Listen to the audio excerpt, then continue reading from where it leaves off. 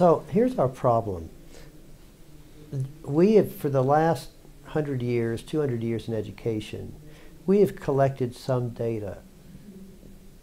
But you know, we don't really know what works. We don't really know what kind of teaching methods work. And even now, there are all of these popular beliefs that a flipped classroom or experiential learning or some other methods work. And the evidence isn't very strong. And part of it is it's hard to get good data and get data that is mixed in with other data. And it's only been in the last 10 years that we've been starting to think how we can take advantage of all of this data to really begin to answer the question in a much more solid way. Does this kind of teaching work? Is this kind of curriculum, is it more effective than, say, some other kind of curriculum? So the analytics world has great promise in terms of telling us what's beneficial.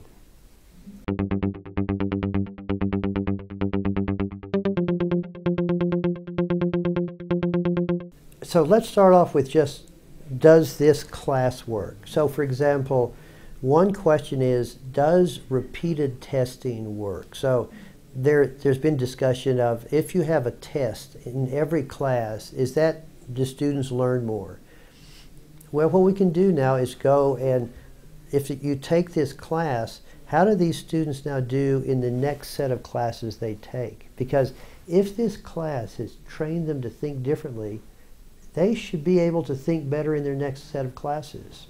And we do in fact find that's true. Repeated testing turns out to be about the only thing that is absolutely certain in education. But so that's one strategy. But then we can also start to look, if you take this set of classes and you graduate versus another set, we are able to now get data from the state to find out what kind of occupations these people have and roughly how much money they're making. We can also get information about, do they do additional schooling after they're undergraduate? So do they go to try to get a law degree or a medical degree or something like that?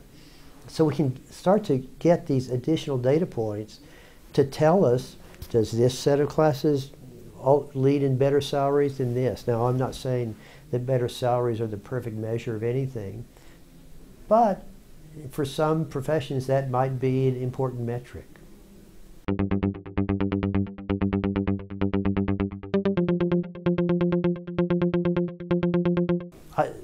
To me, the most important issue is who's a student.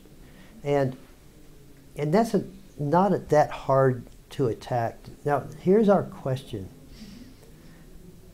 Let's say I'm at a university, which I am, which is very selective. So most students who want to go there can't get in.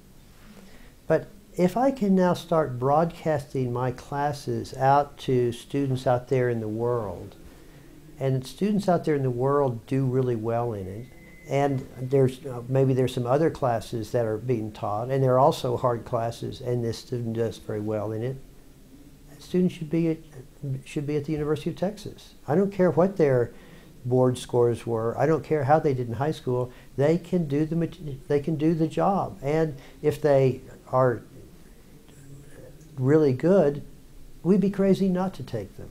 Now, we might have to take them in some other way. They might not fit on campus. But the fact is, we need to rethink who our students are and who they can be.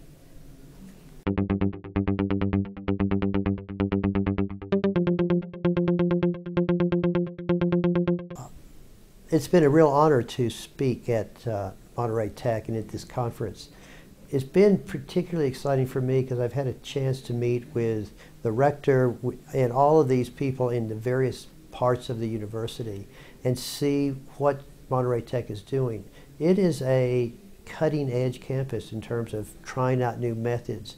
And I was surprised to see that so many of the experiments that are occurring here are the very same things that we're trying at the University of Texas. And I have to know there are not that many universities in the United States who are doing what we're doing. This is a sign that Monterey Tech and the University of Texas should be working more closely together, because we are really struggling with many of the same incredibly complex problems. It's been a real joy to be here.